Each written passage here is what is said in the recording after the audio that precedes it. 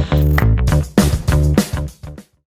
अस्सलाम वालेकुम। मेरा नाम है नदीम खान और आप देखना शुरू कर चुके हैं देसी बातें सिर्फ इंडियन पत्रिका पर। देश में जैसे हालात चल रहे हैं, हम और आप उससे अच्छे से वाकिफ हैं और देश की मीडिया भी मुद्दों से हटकर क्या दिखाती है वो भी हम सब जानते हैं। मगर कुछ अभी भी देश में ऐसे पत्रकार मौजूद हैं जो देश के गंभीर मुद्दों में अपनी बेबाकी से राय रखते हैं और उनमें से एक है एनडीटीवी के वरिष्ठ पत्रकार रवीश कुमार। आज उन्होंने फेसबुक पर 2 पोस्ट लिखे और उन 2 पोस्ट में बहुत अहम मुद्दों के बारे में बातचीत की। अपने पहले पोस्ट में रवीश कुमार ने बैंकों और बैंक कर्मचारियों को लेकर अहम बातें कही हैं। प्रधानमंत्री जी, बैंकरों की हड़ताल की चिंता ना करें, बैंकर भी वोट धर्म के नाम पर ही देंगे। आज लाखों बैंक कर्मचारी हड़ताल पर हैं। सरकारी बैंकों के निजीकरण के लिए संसद के इस सत्र में किस बिल को लेकर आए हैं, जिसके बाद वो आराम से सभी सरकारी बैंकों में अपनी हिस्सेदारी 50% से कम कर सकेगी।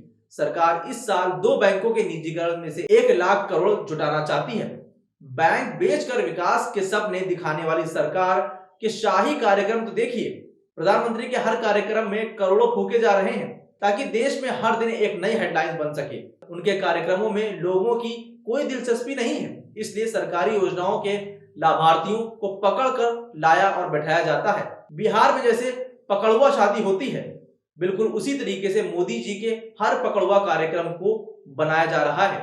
उस पर करोड़ों खर्च किए जा रहे हैं, उस खर्चे का कोई हिसाब नहीं है। बहरहाल बैंकरों का दावा है कि सरकारी बैंकों ने आम जनता की सेवा की है।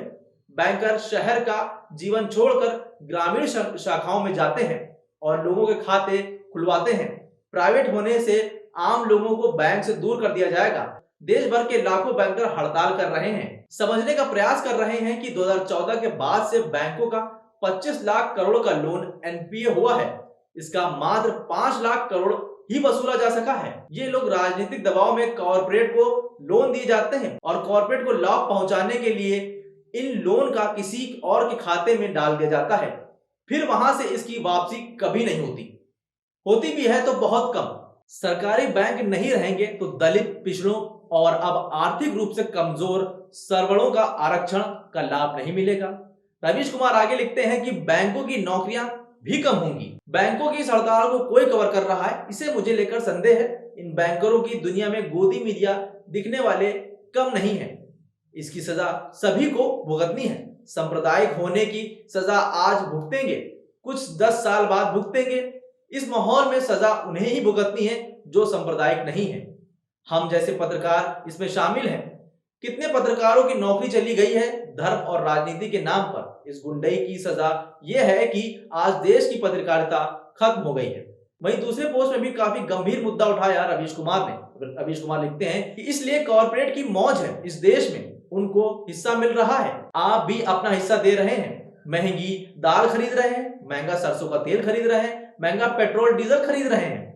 ये सब सवाल बिल्कुल ना करें, वरना प्रधानमंत्री जी किसी मंदिर के उद्घाटन में चले जाएंगे और हिंदू गौरव की बात करने लगेंगे, खुद को शिवाजी बताने लगेंगे। लेकिन इन सब छवियों के पीछे दाल की चोरी होती रहेगी और लोग माल बनाते रहेंगे। धन की आड़ में प्रधानमंत्री छिप रहे हैं, आपकी निगाहों से दाल चोरों को छिपा रहे हैं। अब समस्या यह है कि कितने लोग इसे पढ़ेंगे। सब जगह तो ये छपेगा नहीं। जाहिर है कि लोग कहेंगे कि अब करप्शन का केस नहीं है। करप्शन का केस आपके सामने ही है।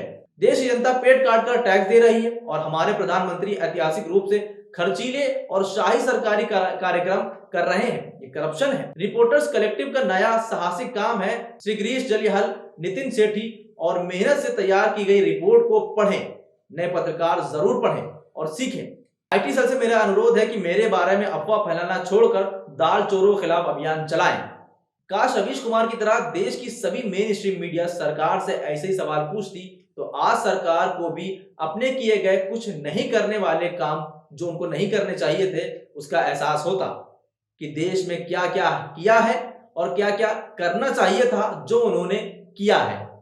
फिलहाल आपको क्या लगता है कि देश में क्या क्या हुआ है? सबसे बड़ा सवाल यही है। सभी पूछ रहे हैं कि देश में क्या क्या हुआ है, क्या क्या नहीं करना चाहिए था। आपको जो भी लगता हो हमें कमेंट करके जरूर बताइए। कुछ ऐसे ही उलझी हुई है हमारे देश की भी गुत्थी जो विकास की है।